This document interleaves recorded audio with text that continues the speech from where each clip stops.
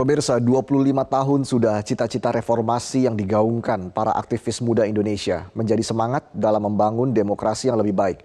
Dua hal utama yang menjadi latar belakang dorongan reformasi yakni gerakan sosial politik guna membuka keran demokrasi dan ketidakpuasan publik atas kondisi ekonomi yang diakibatkan krisis pada masa itu. Lalu bagaimana dengan saat ini? Kita akan membahasnya lebih lanjut bersama Ketua Komnas HAM, Adnike Nova Sigiro. Selamat siang, Mbak Nike. Selamat siang, Mas Reza. Baik, Mbak Nike, saya ingin meminta pandangan dari Komnas HAM terkait tuduhan pemerintah tidak serius dalam menangani kasus HAM 98 yang tidak kunjung usai hingga hari ini. Seperti apa tanggapan Anda, Mbak? Baik, Komnas HAM sejak Undang-Undang Pengadilan Hak Asasi Manusia ditetapkan pada tahun 2000, Undang-Undang Nomor 26 tahun 2000, telah melakukan penyelidikan dugaan pelanggaran HAM yang berat kepada 17 kasus yang kemudian disimpulkan sebagai pelanggaran HAM yang berat.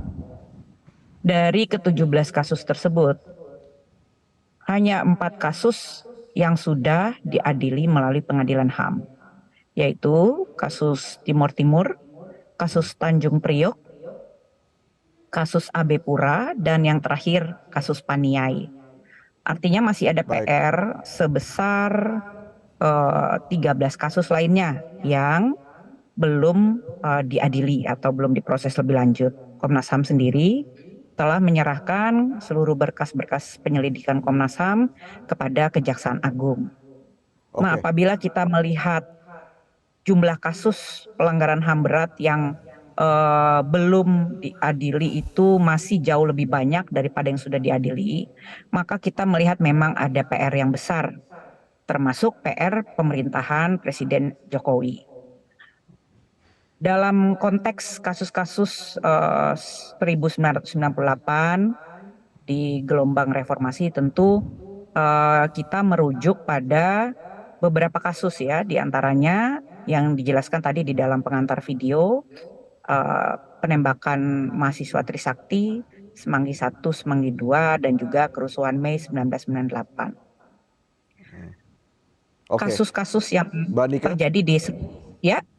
Ya, Mbak Nike, lalu kalau misalnya kita hubungkan ya dengan saat ini, khususnya soal sidang uji materi pemilu oleh MK yang akan memutuskan pemilu terbuka atau tertutup, apakah Komnas HAM melihat ini adalah sebuah kemunduran demokrasi kita, Mbak Nike? Komnas HAM tidak berwenang untuk memberikan komentar terkait sistem pemilu ya, Mas ya. Saya pikir setiap sistem pemilu itu ditentukan oleh kontestasi dan juga konsensus politik yang dipantau oleh Komnas HAM dalam konteks pemilu adalah menjamin bahwa setiap masyarakat dapat menikmati hak politiknya, baik hak politik untuk memilih maupun hak politik untuk dipilih. Nah, maka perlu dikaji baik oleh masyarakat dan juga oleh partai politik sendiri, apakah dengan pemilihan umum sistem tertutup atau terbuka ya dalam pemilihan anggota legislatif tersebut akan menjamin hak-hak dari masyarakat untuk melaksanakan hak politiknya, berpartisipasi di dalam pemilu. Nah, itu yang harus dinilai. Baik, baik. Terima kasih atas keterangan Anda, Ketua Komnas HAM Adnike Nova Sigiro, sudah bergabung bersama kami di Metro Siang.